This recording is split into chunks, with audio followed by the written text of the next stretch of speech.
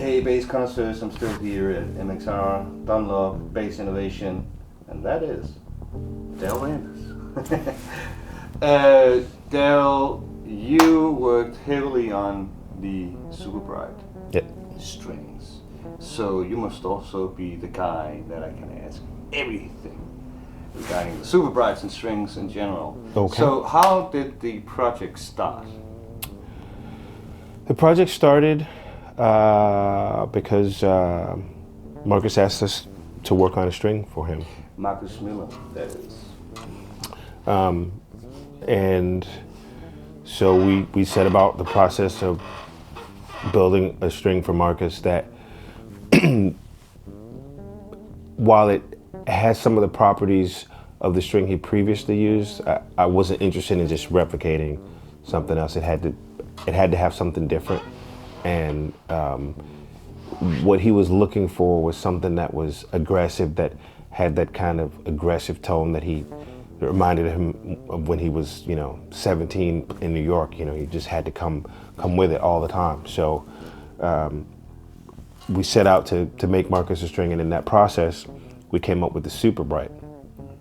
And we launched that, and then we kept going until we made exactly what Marcus wanted, and then we released that, and that's basically how it happened. So, what is the difference between nickel and stainless in your opinion, and especially on the Super Bright? Well, so the inherent difference is that nickel is a little bit warmer. It has a smoother tactile feel on your fingers. Stainless is a little brighter and has a grittier feel on your fingers on your fretboard. Some people like that.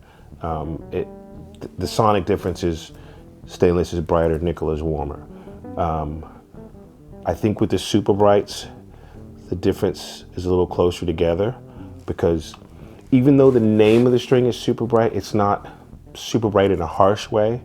What I wanted to do was make something that was musical, because there's a point where bright is just ridiculous. So, being a bass player, being a musician, we want to make things that are, first of all, musical and, within, a certain space. Spectre. Yeah. I'm not trying to hurt anybody. Especially not bats. Right, exactly. So, I feel that when I play the Super Brights, seems that they're very easy to play on, like flexible. Mm-hmm. Did you do something magic regarding that, or? Can you say anything? Yeah, I mean it has to do with the core to rap ratio. Yeah. I work with our string guys and over the course of years, and just figured out some things that, yield certain properties. So we wanted to have a string that was more flexible.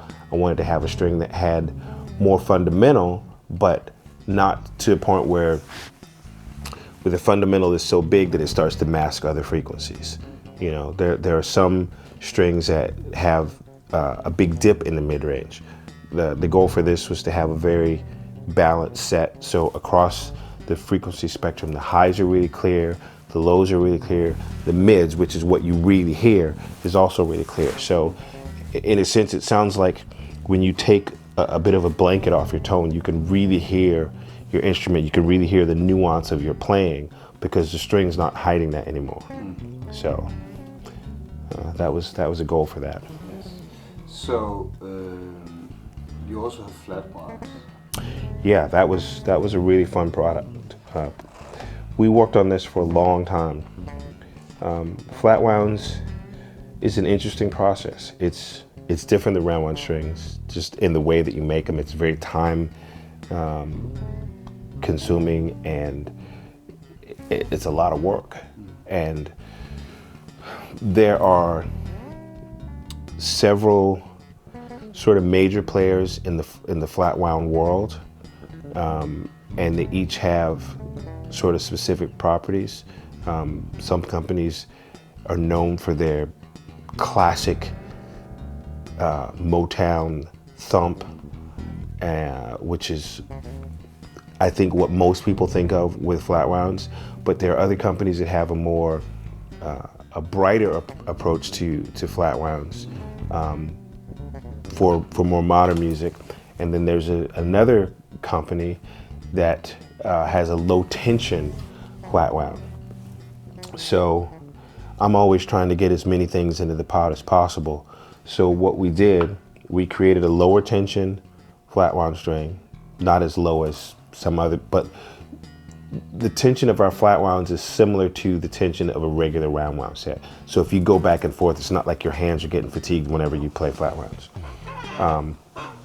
If you're playing a passive P bass and you roll off the tone control, you're in old school Flatwound territory.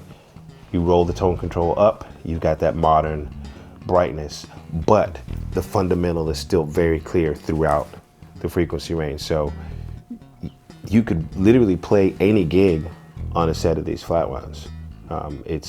You got fundamental, you got thump, you got clarity, and we even made like this is our standard 45 to 105 set. We've got a 50 to 110, and then we have a 40 to 100, which is a lighter gauge, which for guys that like that European super low tension Flatwound, this will give you that with even more fundamental. So my experience with players coming into the shop is that they bought a Flatwound set in '82 and has never changed the set's kind of vibe. To get all the really good advantage of that set of Flatwounds, do you have like a recommendations regarding how often you should change them, or should they just be left on forever? It's just like anything else, it's subjective. Yeah. I think the prevailing wisdom is that the longer you leave on a set of Flatwounds, the better they sound. Because they just break in and they get into this sweet spot and they kind of stay there.